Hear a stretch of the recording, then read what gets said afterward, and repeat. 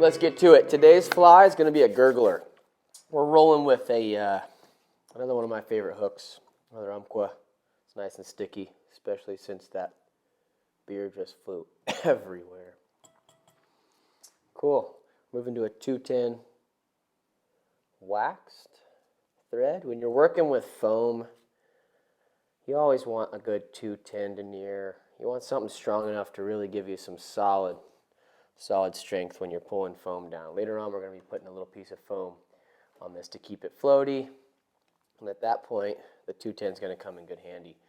First things first, a lot of folks forget one key step with Gurglers. If there's one step that I'd say is imperative to remember for people like me that like to pick up a fly and move it, increase your chance of success, it's that the materials can get fouled around that hook shank often, or that hook point often. So I'm going to take a small piece of mono and I'm going to crimp that down, flatten it on two sides so it sits against the hook nice and flush, just like this. The reason I'm doing this is because it gives me something nice and flat to run against the hook itself. All right, we're setting up our mono just on the side of the hook, like so. Security wraps, then we're going to make sure it's on the side there, nice and clean. Same thing, come back one more time with the other side.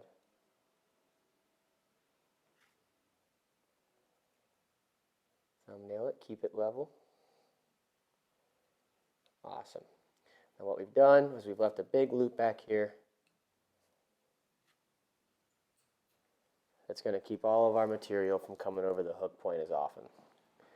We're going to go behind it, scoop it up just a little bit, and continue as normal. This is what you're looking at. Just a nice loop, keep things elevated off the back. We're going to add that little pop of color, and what ends up nice and functional later on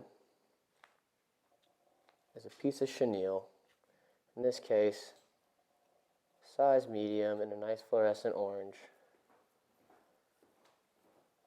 1, 2, and 3. Once that's on there, we'll be able to kick up our next material.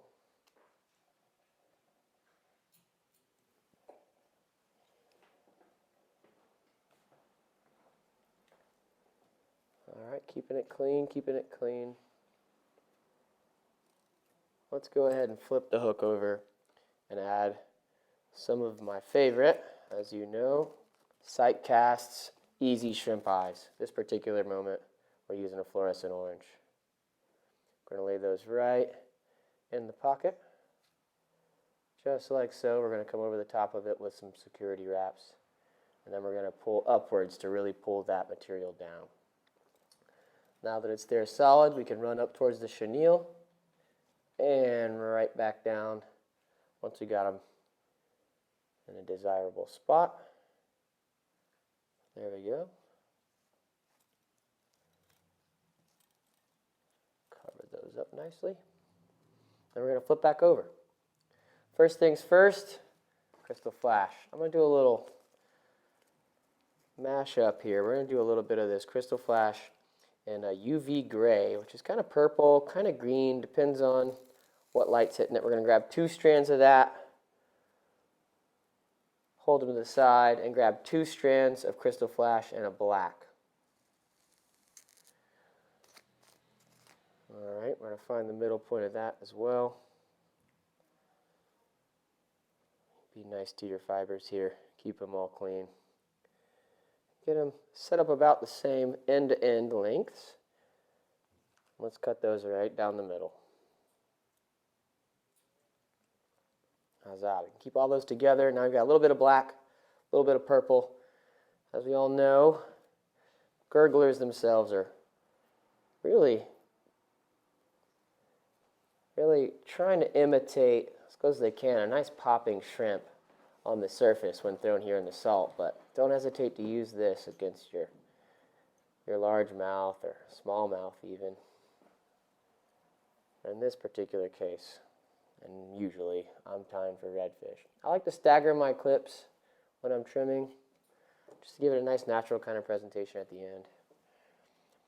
And those are going to ride just like that. The next material we're going to use is a pseudo hair in a purple. Most important thing I've learned, period. Ask any fly tyer that likes to run pseudo. Brush it. Give it some love, just like you would your teeth, just like you would your hair. Brush it. You're going to find that a lot of what we call guard fibers removed from the scenario end up leaving you with a much cleaner fly at the end. I'm going to take about 2, 3, let's take 5 clumps. All right, we're going to pull those off. Pull some guard hairs out of it. It honestly feels a little thin to me. Let's grab a couple more clumps.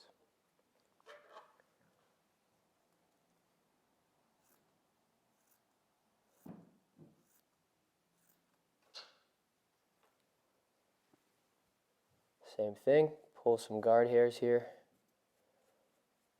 Grab our comb and really clean these up.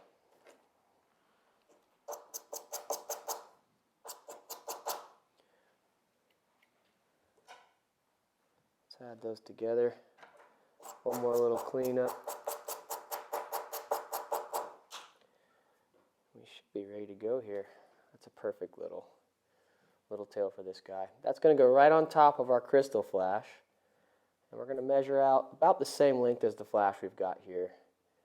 Pinch down with our other hand, and let's go ahead and trim it to a nice clean butts.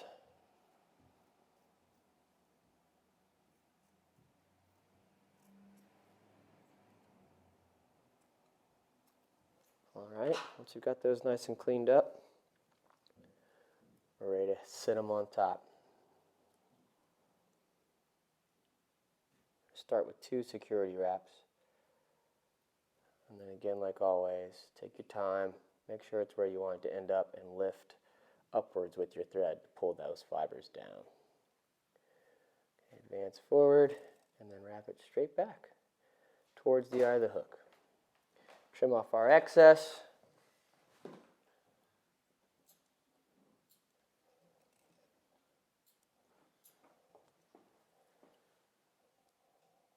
And all this will be covered up, so don't feel like you got to have it perfect. All right, from here you can kind of start to see it coming together as far as the tail of the shrimp. Next, but not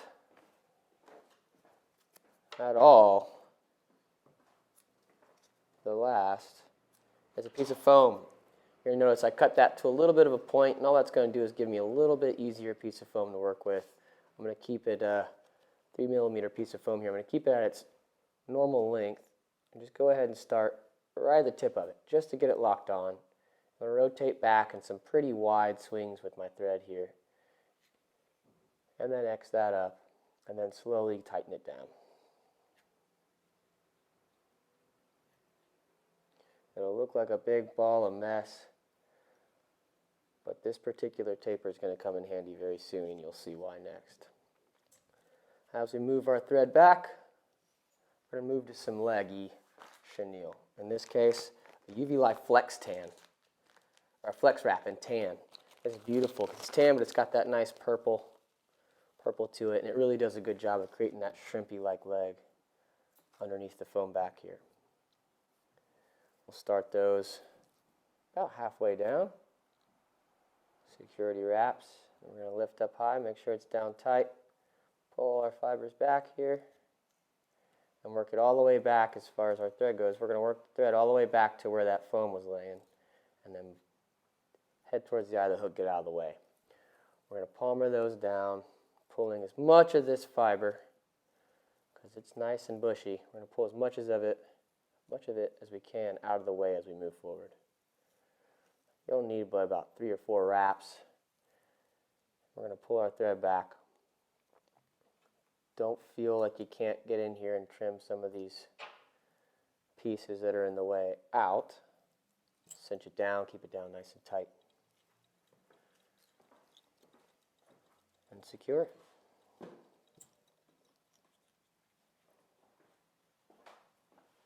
Now with that secure, we can go ahead and trim the tag end off. Perfect, and now we've got a great little runway for our foam to be folded back over and land for us. I'm going to leave a little section here to let those legs breathe and the back, and this will kind of help that fly sit correctly in the water. Giving that a couple security wraps, got that nice fold. Make sure everything's out of the way as we can underneath as we come over the top. And we're going to pull this back. Reason being, as we roll some thread wraps up here at the head of this fly, it's going to give us a great push on the foam in the front to keep a little lip there. That lip's going to create some nice V's, a nice wake as you strip this fly forward, and a really nice pop. Be liberal with those wraps. All right, cool. Once we've got that done, we can go ahead and move on to trimming that foam front. And I'm just going to leave about a 1/4 inch on the front, so that way we've got a nice lip to push water. We're going to whip finish, and we're ready to throw it. We're going to get all of that foam out of the way if we can. You know me, all about durability, so let's do that one more time.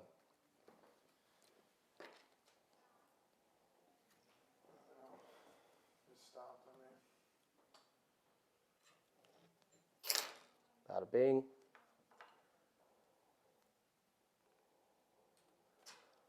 Bada boom.